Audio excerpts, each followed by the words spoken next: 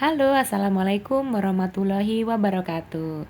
Anak-anak kelas 7 MTS Negeri 13 Jakarta, apa kabar semuanya? Berjumpa lagi dengan Ibu Yani dalam pelajaran Bahasa Indonesia. Hari ini kita akan belajar mengenai kaidah kebahasaan teks deskripsi. Hari ini kita belajar mengenai materi lanjutan materi sebelumnya. Materi sebelumnya kita sudah membahas kaidah kebahasaan, tapi yang kita bahas kemarin hanya 2 poin saja. Kita lanjutkan pertemuan sekarang ini. Nah, materi yang sudah kita pelajari apa aja sih? Kita lihat dulu. Materi pelajaran pertemuan sebelumnya kita belajar mengenai kalimat perincian, kalimat cerapan. Hari ini kita akan menyelesaikan materi pembelajaran, materi kata umum atau kata khusus, kata depan, majas, sinonim. Nah, kita akan belajar 4 poin dari kaidah kebahasaan. Selanjutnya, kita akan belajar mengenai kata umum dan kata khusus. Ini materi ketiga ya. Nah, kata umum, kata khusus ini sudah sering kali kalian gunakan. Nah, ini akan muncul di paragraf deskripsi. Apa sih kata umum? Nah, kata umum ialah kata yang memiliki makna cakupan pemakaian yang lebih luas. Kata umum disebut juga dengan hipernim. Jadi kalau kata umum adalah kata yang cakupannya lebih luas, masih bersifat umum. Sedangkan kata khusus itu kebalikannya, cakupannya lebih sedikit, maknanya lebih sempit, dan kata khusus di sini disebut juga dengan hiponim. Kita beri contoh di sini. Kita lihat contohnya. Hiponim dan hipernim. Hipernim dulu ya. Ini berarti bunga. Bunga tadi berarti masih bersifat umum kan? Kita belum tahu itu bunganya bunga apa. Jadi disebut apa? Hipernim. Hipernim. Ingat hiper itu hiper artinya luas. Bunga itu adalah hipernim. Hiponimnya apa? Bunga masih dibagi lagi kan? Ada bunga apa saja? Ada bunga anggrek. Ada apa lagi? Bunga anggrek. Ada bunga mawar. Ada bunga matahari. Di sini boleh lagi diisi. Ada bougainville. Ada bunga euphorbia atau bunga kamboja. Masih banyak lagi. Jadi di sini disebut sebagai apa tadi? Hipernim. Hipernim. Nah, kalau yang lebih khusus lagi, umum, ini khusus. Disebut apa tadi? Hiponim. Tapi sebenarnya anak-anak di sini kalau kita lihat anggrek juga bisa menjadi hipernim. Anggrek masih umum juga. Bisa lagi di sini bisa dibagi lagi. Ada anggrek bulan, anggrek tanah, kan ya. Ada anggrek Papua, etnis Papua. Nah, mawar juga masih bisa lagi dibagi. Mawar juga bisa menjadi hipernim. Mawar merah, mawar putih, mawar merah jambu, masih banyak lagi. Jadi kata umum itu bunga, kata khususnya matahari, mawar, dan anggrek. Masih banyak lagi. Itu contoh dari kata umum dan kata khusus. Kita lanjut ke kata depan. Ini materi keempat ya. Materi keempat yaitu ciri bahasa yang keempat adalah kata depan. Nah, anak-anak, dalam paragraf deskripsi itu terdapat kata depan. Yang kita pelajari hari ini adalah kata depannya 3 saja. Di, ke, dan dari. Di, ke, dan dari yang kita pelajari. Apa aja sih penggunaannya seperti apa? Kita lihat dulu. Nah, kita lihat contohnya anak-anak. Kata depan di, ke, dari apabila dia menunjukkan kata tempat. Aku lahir dan besar di Jakarta.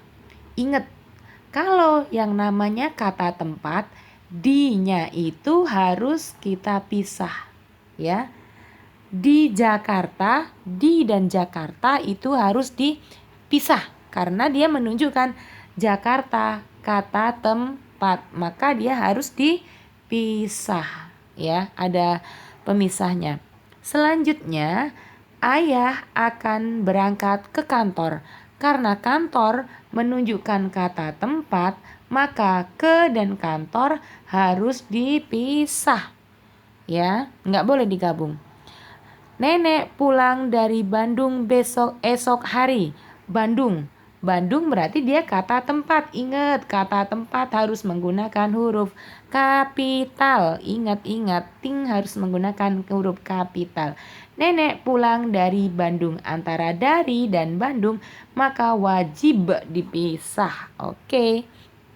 Selanjutnya, kalau kata depan dari dia menunjukkan imbuhan. Ini beda lagi kasusnya. Kalau tempat dia dipisah. Maaf. Kalau tempat dia wajib dipisah kalau tempat ya. Kalau tempat wajib dipisah. Tapi kalau dari menunjukkan imbuhan, maka dia wajib digabung. Ingat, kalau tempat harus diceraikan ya. Kalau imbuhan harus digabung ya. Kita lihat contoh. Baju itu dibeli saat kami liburan akhir tahun. Dibeli. Beli itu kata dasar, bukan kata tempat. Kata kerja. Maka dia harus digabung. Ini hukumnya wajib ya. Wajib digabung. Kalau ini pisah, ini harus digabung. Ia sudah mencoba kesekian kali. Sekian ya. Kesekian berarti harus digabung. Contoh lain misalnya takut mendapat imbuhan ke, karena takut bukan kata tempat, maka ketakutan itu harus digabung. Kesepian, sepi itu kan kata bukan kata tempat, maka dia harus digabung. Lebih baik terlambat daripada tidak sama sekali. Daripada itu harus digabung. Oke. Kita lanjut. Jika ini ada pengecualian. Jika kata depan digunakan dalam kalimat,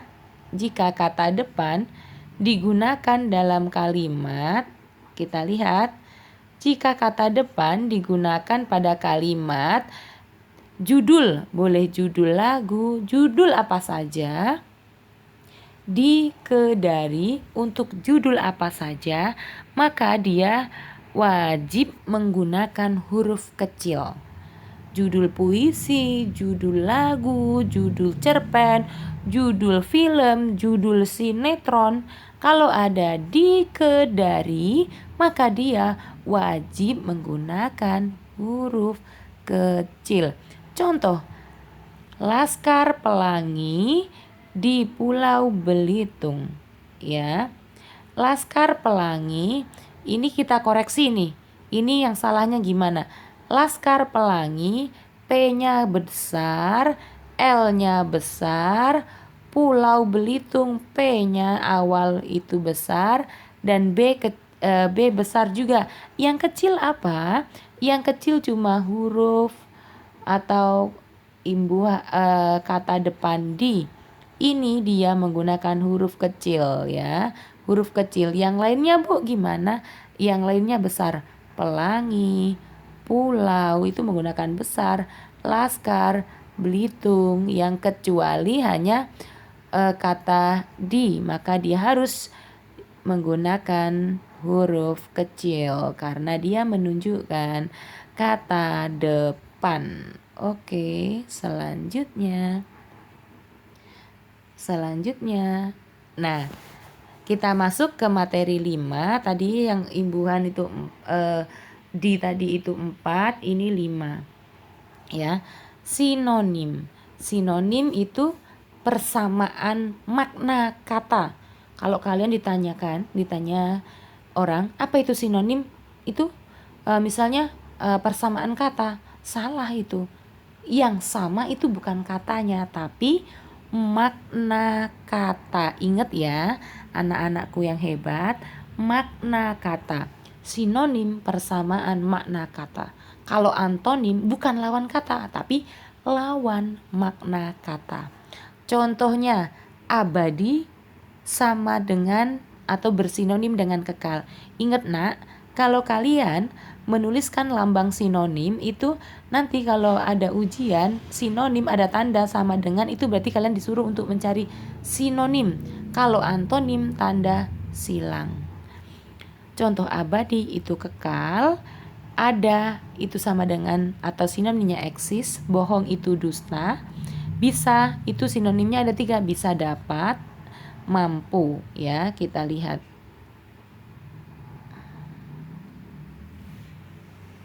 Nah, untuk yang ke-6 materi bahasa atau kaidah bahasa yang ke-6 adalah majas. Nah, majas ini sering digunakan untuk paragraf deskripsi, sering, tapi majas itu ada banyak sekali. Tapi kalau untuk deskripsi dia lebih fokus ke majas perbandingan. Apa sih majas? Nah, majas adalah gaya bahasa yang digunakan penulis untuk menyampaikan sebuah pesan secara imajinatif dan kias. Hal ini bertujuan untuk membuat pembaca mendapat efek tertentu dari gaya bahasa tersebut yang cenderung ke arah emosional. Jadi menggugah emosinya. Oke, kita lihat. Nah, kita lihat di sini ada apa saja majas. Nah, kita fokus kalau untuk materi kaidah kebahasaan teks deskripsi itu pencirinya dia ada di majas perbandingan. Dia banyak menggunakan majas perbandingan. Majas perbandingan masih dibagi lagi ternyata. Ada 6 yang kita bahas hari ini. Yang pertama adalah personifikasi. Personifikasi itu gini simpelnya, majas yang seolah-olah benda mati perilakunya itu seperti manusia. Contohnya kita lihat, daun kelapa tersebut seakan melambai kepadaku, mengajakku untuk segera bermain di pantai. Kita mendeskripsikan pantai misal. Untuk melihat, untuk mendeskripsikan daun-daun kelapa di sana, kita bisa menggunakan mengolah rasa itu dengan majas. Contohnya, daun kelapa tersebut. Daun kelapa kan termasuk benda mati tuh, bukan manusia. Tapi dia perilakunya bisa seperti manusia. Kuncinya di sini nak. Seakan melambai kepadaku dan mengajakku untuk segera bermain di pantai. Padahal kalau kita pikir, apa iya sih daun kelapa melambai ngajakin orang main pantai? Tapi ini adalah kekuatan bahasa dengan menggunakan majas personifikasi supaya pembaca kita itu bisa membayangkan, oh benar ada daun kelapa yang melambai-lambai begitu di pantai ini ya. Kita lihat selanjutnya adalah apa?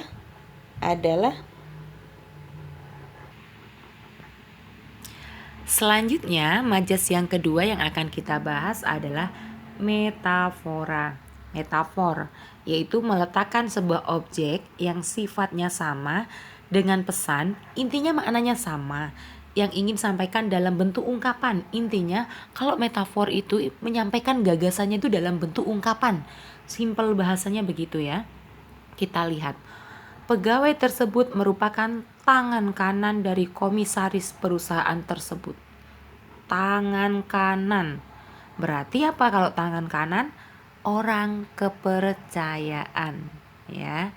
Bisa lagi kita contohkan, misalnya Pak Presiden angkat topi atas prestasinya anak MTS 13 Jakarta. Angkat topi itu sudah termasuk metafor karena dia ungkapan. Angkat topi artinya dia bangga gitu ya. Kita lihat yang selanjutnya adalah asosiasi, yaitu membandingkan dua objek yang berbeda namun dianggap sama dengan memberian kata. Ada kata kuncinya kalau asosiasi itu ada bagaikan, bak, seperti, ya. Bagaikan, bak, seperti. Kakak beradik itu bagai pinang dibelah dua. Bagai pinang dibelah dua itu kata kuncinya di kata bagai. Ya, berarti kalau bagai, pinang dibelah dua artinya mirip.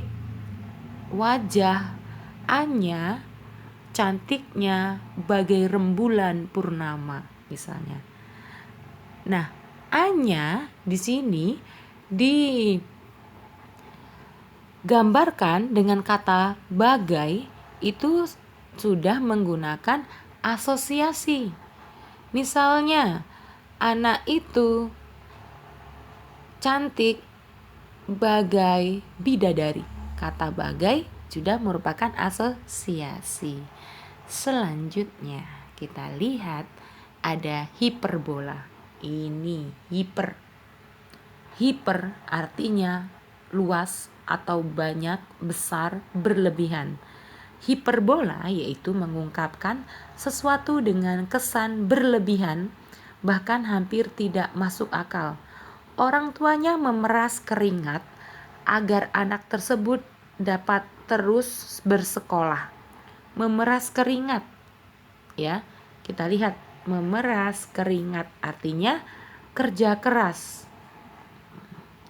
Misalnya juga kalian mungkin sering menggunakan hiperbola dalam kehidupan sehari-hari tapi kalian tidak sadar. Misalnya, mau pecah kepalaku rasanya mengerjakan tugas sekolah. Nah, itu sudah hiperbola. Mau pecah. Memang pecah beneran. Tidak kan? Itu hanya ungkapan. Tapi kalian melebih-lebihkan karena saking pusingnya dengan PJJ. Kalian menyebutkan mau pecah kepalaku mengerjakan tugas sekolah. Itu sudah menggunakan hiperbola. Tapi Ibu Yani yakin kok tidak ada yang pecah kepalanya mengerjakan PJJ kan ya.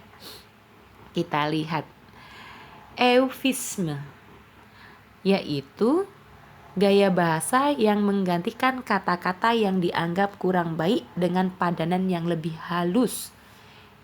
Eufisme, menghaluskan, bahasanya halus, tutur katanya bagus. Tiap universitas dan perusahaan sekarang diwajibkan menerima difabel. Difabel itu kan lebih halus, lebih menghargai dibanding dengan tiap universitas dan perusahaan sekarang diwajibkan menerima orang cacat. Itu kan kasar. Lebih halus menggunakan difabel. Itu berarti dia menggunakan eufisme, menghaluskan. Misalnya untuk mengatakan gelandangan, itu halusnya apa? Tunawisma. Untuk mengatakan orang itu ada gangguan pendengaran, misalnya budek gitu kan, itu kan kasar. Tapi kita bisa menggunakan majas eufisme, yaitu tunarungu. Bisu itu kasar, atau memang benar bisu tapi itu dia lebih kurang kena atau kurang etis. Tapi bagusnya menggunakan apa? Tunawicara. Nah, itu berarti kita sudah menggunakan majas eufisme. Yang selanjutnya adalah metonimia. Ini sering banget kita gunakan. Metonimia itu dia kita menyebut nama merek produk secara langsung. Contoh, supaya haus cepat hilang lebih baik minum Aqua. Aqua kan nama merek, nama produk suatu brand. Itu menggunakan metonimia. Misalnya kalian ke kantin. Mau kemana? Ke kantin. Mau makan apa? Makan Indomie. Nah, itu kalian sudah menggunakan majas metonimia. Apa itu? Menyebut merek mie instan, menggunakan Indomie. Misalnya, mama kalian menyuruh kalian ke warung beli deterjen, tapi mama kalian beliin Rinso dong. Rinso, menyebutkan nama merek langsung. Itu dia disebut sebagai majas metonimia. Oke. kita sampai di sini. Terima kasih anak-anakku, tetap semangat belajarnya.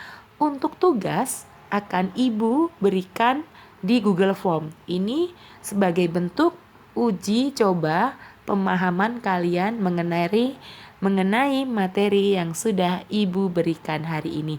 Terima kasih, Ibu akhiri. Wassalamualaikum warahmatullahi wabarakatuh. Tetap semangat dan jangan lupa bahagia.